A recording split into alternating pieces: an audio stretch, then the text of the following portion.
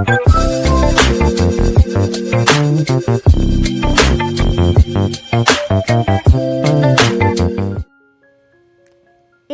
you see a green cover with different types of plants and trees.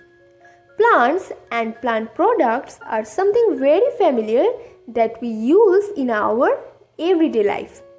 But have you ever wondered about the different types of plants and trees? Did you know that the plant kingdom is divided into several subgroups just like the animal kingdom, with each one having special features? Hello everyone, this is Ankita Biswas, your bioeducator. Welcome back to another video from Bioholic. And today in this video, we are going to start a new chapter which is Plant Kingdom. So, let's begin.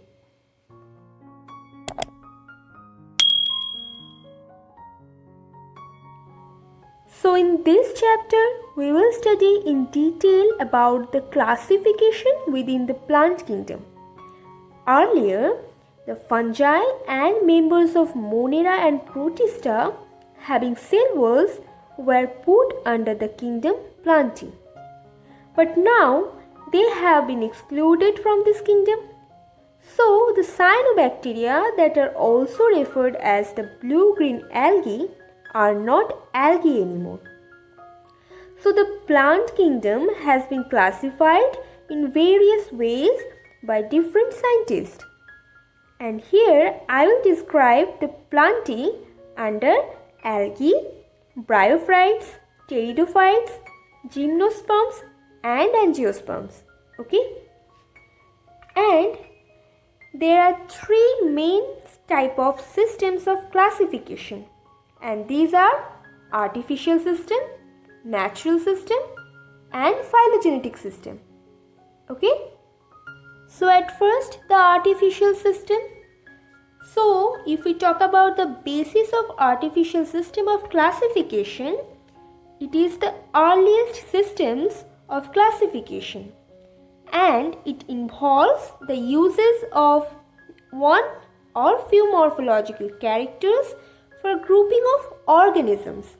Okay, and if we take an example, like the classification within the angiosperms was based only on their gross superficial morphological characters like the habit, their color, number and their shape of leaves, etc. And such systems were based mainly on the vegetative characters or on the androecium structure. Okay, and if we talk about the proponents of this system, there are two people. One is Aristotle and the other one is Carolus Linnaeus. Okay. Now this artificial system of classification has its drawbacks. Like they separated the closely related species as they were based on few characters. Also, equal weightage to vegetative and sexual characteristics were given there. And since the vegetative characters are more affected by the environment, so this was not acceptable, right? And looking into these drawbacks, the natural classification system was developed. So in case of the natural system of classifications, the organisms in this system are classified on the basis of their natural affinities and consider not only the external but also the internal features like their ultrastructure, anatomy, embryology and the phytochemistry. Okay. Now the George Bentham and Joseph Dalton Hooker gave such a classification for the angiosperms. So they are the proponents of the natural system of classification. Okay. Next is the phylogenetic system.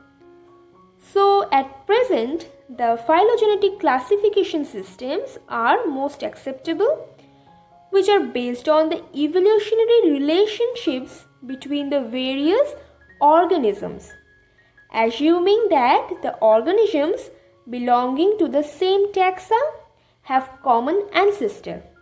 Okay, and fossils play important role in the elucidation of the evolutionary relationships. Okay, and scientist Hutchinson is one of the proponents of this phylogenetic system of classification. Okay, so before study about the plants, it is necessary to recognize them by the classification. And once you know the simple stuff like the classification, then it will be easier to be familiar with the detail about each plant, right? Now let's talk about the plants.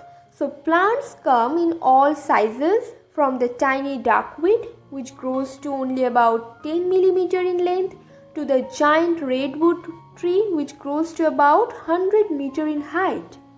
Okay. Now the plant kingdom, which contains all the plants of this earth, are multicellular eukaryotes, and they contain a rigid structure which is known as cell wall, which surrounds their cell membrane. They also have a green colored pigment known as the chlorophyll, which is very much important for their photosynthesis. So we can have an idea like they are autotrophs, and they also have cuticle.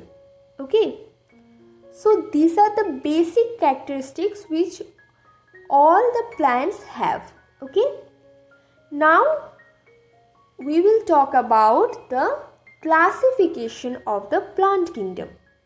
Now the level of classification.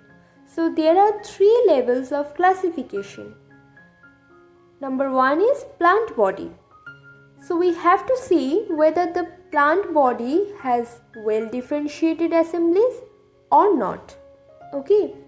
Secondly, the vascular system, where we have to see whether the plant has a vascular system for the carrying their substances or not. And finally, the seed development, where we have to see whether the plant allows flowers and seeds or not, and if yes, then whether it is surrounded by fruits or not. Okay, so these are 3 levels of classification of plant kingdom. Now, considering these features, the plant kingdom has been separated into 5 main subgroups, and they are Thallophyta, Bryophyta, Pteridophyta, Gymnosperms and Angiosperms.